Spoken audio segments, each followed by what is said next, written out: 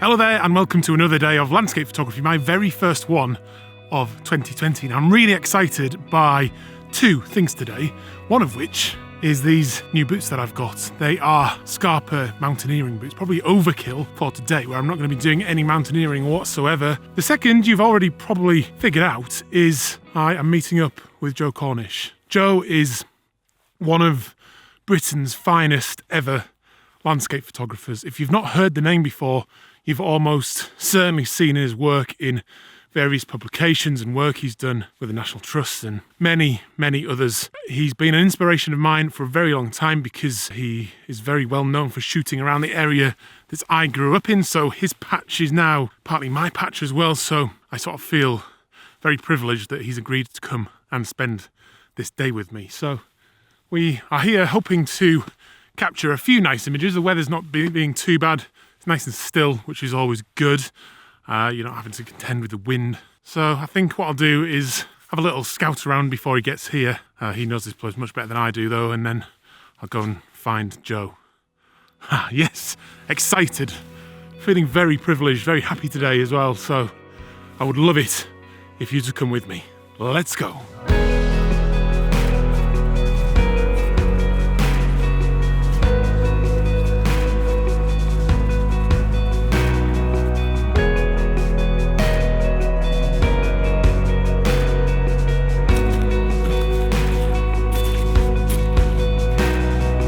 It doesn't look possible, does it?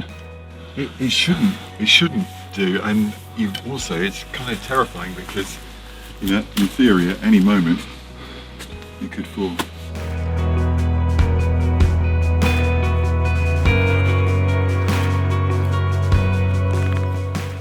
What is the camera? That's called it is an Alpha camera, as you can see it, but it's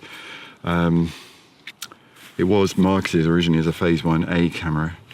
In fact, funnily enough, all of this stuff, including the shutter in the lens, is no longer needed or functional because they use the electronic shutter in the back. So that's a Phase 1 IQ4 150 back, which is just booting up now. Takes a little while, but it's a cumbersome, but the image quality is amazing. What benefits does the 150 megapixel have then? What's the advantage of that? It's mainly you can make bigger prints. I mean, let's be honest about it. That's the only real reason. For anybody who needs to make big prints and wants very fine detail in their pictures, then this type of camera is ideal. Yeah. But it's clearly it's way more than most of us need most of the time. Yeah. But I mean, if you want to make a 2 meter wide print, they're absolutely fantastic. What lens is that on there? There's actually a 35 f4, which doesn't sound very fast, but it's quite fast for a medium format lens. And it's in a helical. It's actually the simplest way that I shoot with medium format. It's really a point and shoot. It's quite small. It's very small. Smaller than I thought it would be. Yeah. Whereas, for example, the Cambo is quite a bit bigger. So that's a full spec technical camera with, I say it's a camera, it's a Linhof Techno. I get a bit confused sometimes because I have a Cambo as well, but that has rise and fall on the back, it has rise on the front and swing and tilt and shift and so on, which is great for architecture and actually for a lot of landscape photography as well. I think people particularly find difficult when you actually enter a landscape, even if it's something as stunning as this. How do you start bringing that down into the frame, into a composition? Do you have a process, or how do you work? Relationships is the key idea, and I mean, I think that it's essentially how to describe the space in front of you and the forms in front of you in a way that's the most interesting. And sometimes it's about making them clear. That's then always nuanced by balance and proportion. So the proportion of things in space is very important to me. And in this kind of environment, it's also about the sky and how the sky works in relation to rocks. So at the moment, without the sun, I can't get the lighting relationships right.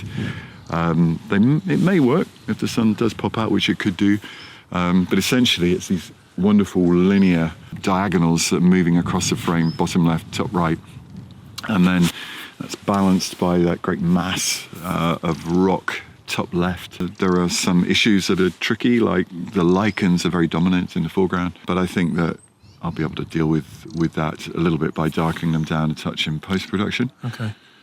I might even be able to filter it in camera a little bit, but more likely to need to focus or concentrate on the sky as far as filters are concerned. And is having the light on the landscape, is that essential for you? Is there any time you would take an image that doesn't have it in flatter light, or? Oh, you bet. Absolutely. Yeah, often. In fact, I'd be quite happy with the foreground here to be soft light. In fact, I'm hoping it will be, but it would probably help to have some sunlight on the rock at the back, and that'll help to sort of balance and contrast with the cold blue light of a sky, blue light on the foreground lichens, which are very white, and because they're white, then it'll tend to show up as blue with the blue sky. You mentioned potentially dealing with the lichen in post. Do you do a lot of post-production? How much is that part of your process? Yeah, it's an important part because I see post-production is exactly the same as making a print. What is making a print for me? Making a print in the darkroom, where you would have tried to control the light with dodging and burning. In essence, what I do in post-production is just dodging and burning.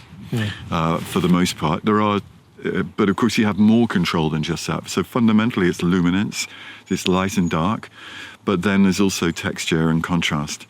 So areas that you want to emphasize, you're likely to make them a bit contrastier or a bit harder.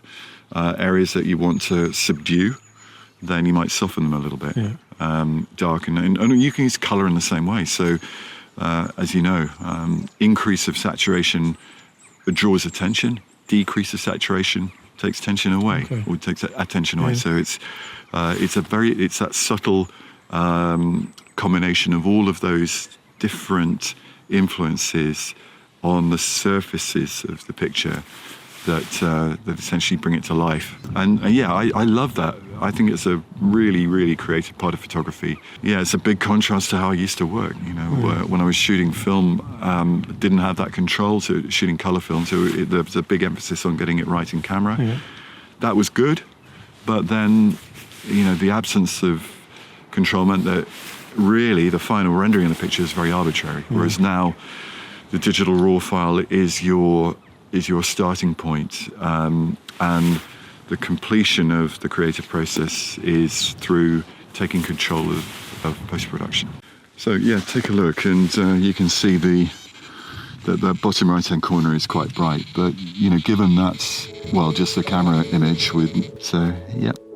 Fantastic. Yeah, happy. I think it's got potential.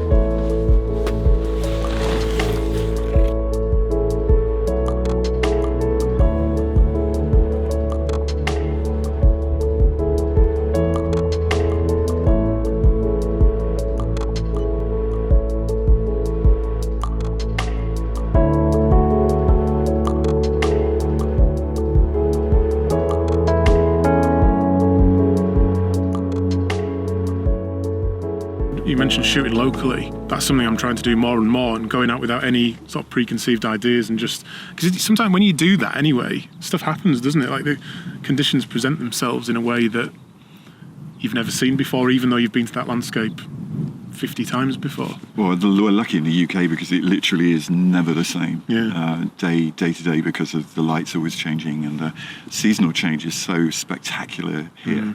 You know, if you go to a country where it isn't, you certainly realise how lucky we are, you know, to experience the extraordinary differences. And and of course, you know, I think there's several arguments for stressing the need or the idea of working locally, and not the least of which is environmental impact and trying to minimise our carbon footprint. But also creatively, it's actually very, very good because you've already done the obvious photographs locally. Most of us will do probably the first 2, 3, 4 times that we go out there. But by continuing to visit it, you then discover new relationships that you might not otherwise have thought of, and that it forces you to kind of engage your brain creatively. Yeah. So with someone like yourself who's been doing it for a very long time and has obviously success and a very well-established portfolio, I think it's something that people often ask me about, is like, what on days when it doesn't go right, have you had many of them? Not necessarily in terms of enjoyment, but photographically. I genuinely would say that over the last 12 years, I'm thinking now back to the day when I kind of committed to shooting digitally. Probably only the last 2 have been ones where I feel like the majority of days I go out, I come back with something I'm quite excited about. Right. Prior to that, 10 years of I was labouring away with great sincerity and commitment, and occasionally producing pictures I like, but a lot of the time I wasn't that happy as a photographer, but I was still happy being in the landscape. Having experience, And we chatted about it briefly last time that we were together, about the environmental side of things. What's your sort of, because obviously you have done a lot of travelling, haven't you? So it's, yes, exactly, and it's a big problem in a way. But I mean, just to put it into perspective, I've been interested in ecosystems all my life. Well, it's adult life anyway. I read a book by James Lovelock called Gaia: A New Theory of Life on Earth back in late 70s, and I was concerned by his comments at the time that we were changing the Earth's ecosystem by adding carbon to it. So this is early 80s, and it was a concern from the word go, and actually it was particularly good for me when I started working for the National Trust at the end of the 1980s, to then see how there were already organisations that were had as part of their primary concern the preservation of nature and of landscape in particular, and so I was able to start focusing more my own efforts and endeavours into trying to be part of that movement. So that was from a very long time ago. However, it's also true that at the time I think our degree of self-consciousness was lower, and certainly my own impact in terms of fossil fuels, I was aware that I was using them. I didn't really associate my own driving activities probably with making a major contribution to atmospheric carbon addition. But we didn't know, did we? It wasn't not to the extent that we do. I think we probably thought it was too trivial, or that we didn't need to take personal responsibility. I think we probably felt that it was down to governments and that wise heads in government would make the necessary changes. And as we know, that's not the case.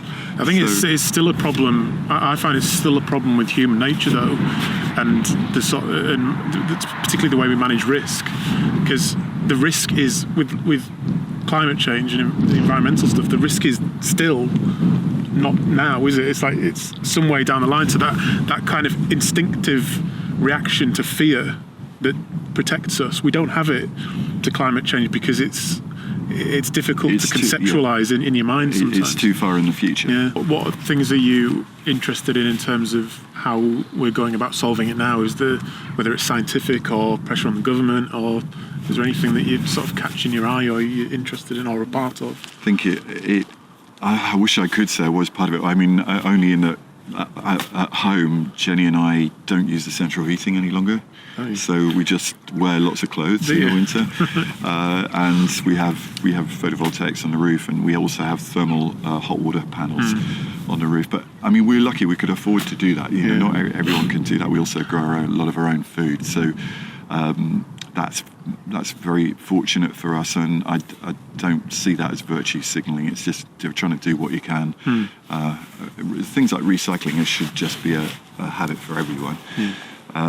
And consider and just thinking more about what you're doing, and the stuff that we buy, I do try to offset my carbon footprint, especially with all flights. I over offset, but that I still don't Is that what see you're a doing to solution. offset? What are you doing to offset? Trees mainly. Right. Okay. Yeah. So it's just investing in tree planting, and also there's a couple of other charities that we contribute to. But I mean, I actually think probably that is more about applying pressure to governments indirectly, because what they can see is that more and more people are concerned about it and actually putting their money where their mouth is, i.e. they're actually saying, yeah, we do care about this, and maybe we're actually going to fly less.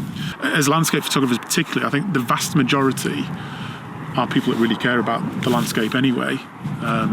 So yes, exactly. I mean, if I look back to, I wrote an article for the National Trust magazine back in the early 1990s, and I said, that what I feel landscape photography, nature photography can do is to provide a translation, a record, and a statement about the beauty that we have, that we will also stand to lose if we don't care about it.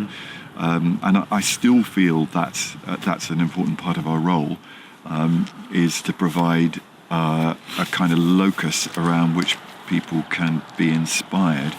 And obviously that does attract people to go to those places. And after all, how else do you become connected with nature other than to encounter it? It's just that it doesn't require necessarily everybody going to the same place. And, it's just as relevant to find inspiration, say, in maybe by looking through magazines or online or whatever, and then go to your local woods and find inspiration there.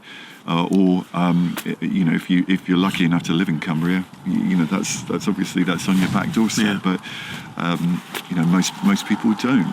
I mean, to some extent, I think all human beings when they're making pictures, click the button just because there's something quite satisfying about it. What's the idea of it? Why is the lens in this particular point? What's it revealing by being at that point in space? What would change if I went further back or further forward, up, down, and all those things? And fundamentally, you can be very actually analytical, almost scientific about elements of composition and light, and I think that is helpful. And yet, on the face of it, the point is to touch the heart. So it's both a matter of analytical process, but also of, ultimately, human beings, we are driven by ideas and emotions. Right, I'm cold, so I think we should probably wrap it up. But thank you so much for today. You're welcome. It's an absolute honour. It is, honestly, every time we sort of see each other, for me to spend time with you, and I appreciate you coming on very much. I'm sure everybody out there will appreciate some of your insight as well. So it's a pleasure. I mean, I just, I think that the only virtue I have is I've got this old, and therefore, having had a lifetime of doing photography, I can remember some of it, and so that's really what it's about. And I just feel I've just been very, very lucky to have spent most of my life not having a proper job. And therefore I've been able to go around and just looking at stuff, and it's really nice to be able to share that, and it's the privilege is actually for me to be able to share that with you, so thank you. Thank you. Thanks, Joe. Cheers. Okay, so at times like this, I just really feel the need to pinch myself a little bit. The fact that I've just spent the day again with Joe Cornish is just fantastic. I feel so privileged that happened. He's such an inspirational guy and photographer. I hope you enjoyed listening to him. He's so humble as well, just doesn't really understand why anybody is interested in what he's doing, but I, for one, most definitely am, and I'm sure you will be now as well. We have parted ways. He's off over the other side, completing a project that he's working on, and I felt the need. This tree here, that one sticking out just there, has been grabbing my attention all day. It's really, really nice. So it's what I'm going to shoot. The wind's got up quite a lot as well now, quite high up on this rock here. Bit dodgy, but that's what I'm going with. So I was initially doing it as a vertical, because this kind of pathway here just seems to sort of make sense for leading you up with that tree at the top of the frame and the sun in the distance there. But I've actually now gone horizontal, because the shape of the rocks here and at the other side just behind me there, they sort of lead you in from the edge of the frame anyway. You then get a bit more of that sky. Those clouds are really interesting. The sun's looking a beautiful orange colour, and then you still get the force of that tree sticking out of the rocks. That's what I'm going for. Let's have a look at the camera for a minute. Nothing particularly complicated here. I'm focusing on the sort of rock or the tree near that, and I'm at f11, and I think that will get everything in focus that I need to. 1/5 of a second. I'm bracketing either side. Sun just going down. I'm getting a little bit of it in there. Not enough to produce any flare, hopefully. And yeah, that's looking really rather nice. But yeah, I mean, what an absolutely incredible day. It really is. Yeah, just fantastic.